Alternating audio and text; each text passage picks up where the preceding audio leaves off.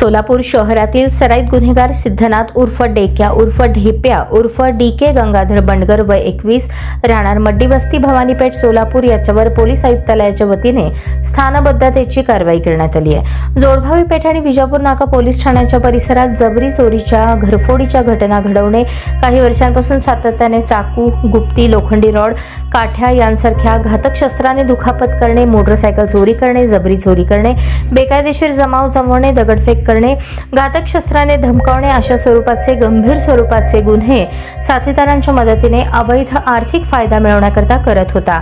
आरोपी बंडगरच्या विरोधात गंभीर स्वरूपाचे एकूण 10 गुन्हे सोलापूर शहरात दाखल आहेत।